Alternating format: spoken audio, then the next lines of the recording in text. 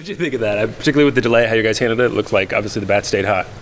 Yeah, I mean, I thought we played a complete game. I didn't think we got the best start in the world, but Will fought through it, and it was tough conditions when he was out there. He fought through it. For him to give up only a 1 in the first and then a 0 in the second, I thought was critical. And then obviously with the rain delay, we weren't going to, bring him back out there after a really long rain delay. And then for me, Michael Mechna was just tremendous. He did really well. Jackson Jordan did really well. The pitchers came in, they did a good job. It was a complete game. A couple grand slams too. Just the jobs guys did taking advantage of those opportunities. What do you think? Well, I thought both those at-bats are really good. And even the one at the end, it's the scores, it's a run rule scenario there with just a sac fly. But, that's a same kind of feeling of a 3-3 game type situation. And you get a chance to be able to walk somebody off. That's exactly what that was, and he did a nice job. Anson did with that. And then earlier in the game with Burke's at-bat, I thought that was a tremendous at-bat with the 1-2 count to be able to shorten up and just really put his best swing on a ball in that spot. I thought was a really old veteran thing, and then he caught a win. Equally as impressive was the backside 2 RBI single that he had with bases loaded early in the ball game. It was a long time ago, but for a freshman to be able to do that, be able to spin it to both sides of the field with really solid contact, it's pretty impressive. I remember a scrimmage in the fall, him hitting a homer, and I texted Todd after that, like, whoa, this dude's got some power. I mean, just what's his potential, and what's it like to see him have some success like that he can hopefully build on? Not sure where the limits are for our players. We try not to put any ceilings on it. We're excited about the fact that they're really good players, and we get to coach a lot of them, and it's a blessing to come to work every day. Back-to-back starts now from Jax. What are you liking from him and Wright? He's another really quality young player that we have, and getting him in the games and stuff and getting his feet wet with stuff. I mean, he'll get better and better as the days go. With Mechna, almost 60 pitches in his collegiate debut, was he someone you wanted to get a touch last weekend, just couldn't find the time for? For sure. Yeah, there were a couple of guys like that last weekend, yeah. What did you really like about what he did for you guys? Well, and he'd been built up in our scrimmages to potentially even be a starter, a fourth starter, and so he'd shown us quite a bit. So what you saw today wasn't a surprise to any of us. He's been really good, and he's got an electric arm. I think Mason and Dom both had 3 walks. Walshy, I think, had 2. It was a hit by pitch. You wanted more competitive at-bats, deeper at-bats. You feel like you saw that today and I guess yesterday as well? Yeah, older at-bats. I thought Neville's, walk, I think he got down an 0-2 count, and then he went to a walk off of, that sidearm matchup lefty. That's a really tough look, and I was impressed with that. I actually talked about that at the end in our huddle, that the age in the at-bats that we saw today was really good. That was a plus. Mason went down 0-1 in 3 of his at-bats today. Those ended in a double and 2 walks. Just him out of the leadoff spot. Obviously he has the power and all that other stuff, but for him to get on base like that, how important is it for your lineup to have him in the leadoff spot? I don't know the answer to that. I just know that he's an impact player in the starter game start a game, the opposing team has to get through those 3 guys at the top of the order. I mean, the order's pretty long, but I think it'll get longer as we get some players, back from being injured. I think it's a really deep, long lineup. And for those 3 guys to be the first 3 that somebody has to face to get through the first inning, I like that. That's a good feeling. Rhode Island showed on several instances this weekend they can hit the they can hit the ball. Their guy threw 119 pitches yesterday. What did you see from them as a whole, that as a resume booster for your team this year?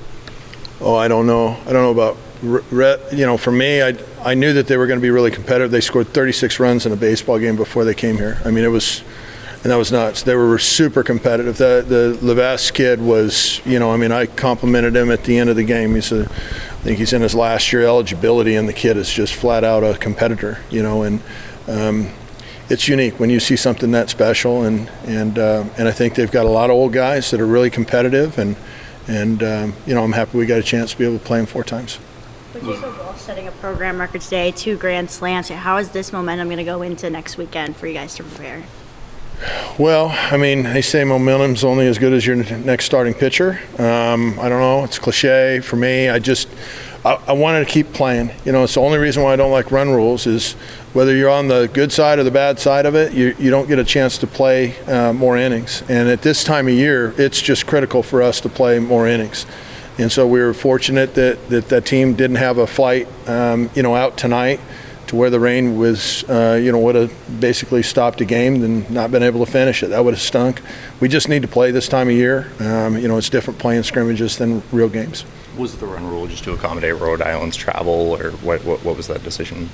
No, it's just because it's 4-game set, and you don't want to get somebody injured either, right? And so if you get to the back end of pitching and stuff like that, and you don't have arms left, the last thing you want to do is have somebody out there and have a young guy get overextended and injured because you're not playing a run rule. So early in the season, obviously, in the last 2 games, we played a run rule.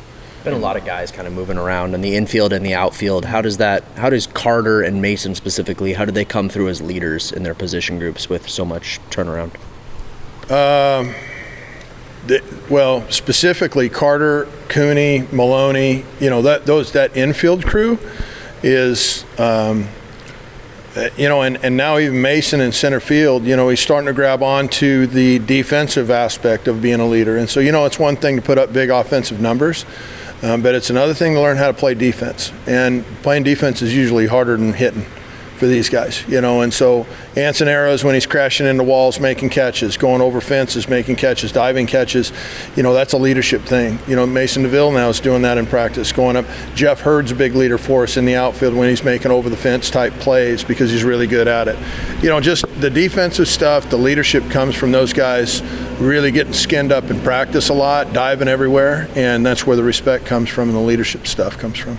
It isn't often someone's hitting around the Mendoza line but has 1,000 OPS like Anson does. Just kind of what have you really liked about the power he's tapped into and just the on-base ability when hits aren't coming as often as they did last season? Well, is he productive? And the answer is absolutely. And so the bottom line is, you want production. I'd rather have a guy that's super productive than a guy that gets, slaps the ball around or something like that. He's got to have a good OPS to be able to score runs, and Anson does that. Early in the season, but is there a guy that you have the most confidence in at the plate right now?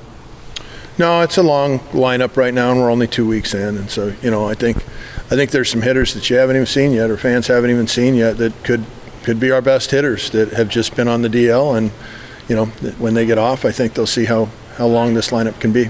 What can we expect from Columbia next weekend? Well, they've won their league 6 straight years. They're really good. They just won the other night. I didn't see how they did today, but they won the other night on Friday night at Kennesaw State. The second game was a barn burner at Kennesaw, and I think they lost it. But they've got a program that's picked to win their league, and they've won their league for the last 6 years, and so I think they're going to be really good. I saw Maddox out there kind of stretching, going through some jogging stuff. Is this just kind of precautionary to keep him out today as well, after he kind of pulled up lame there on Saturday game 1? No, he could have played today. All right. Yeah, he was available to play. Happy birthday, Todd Miles.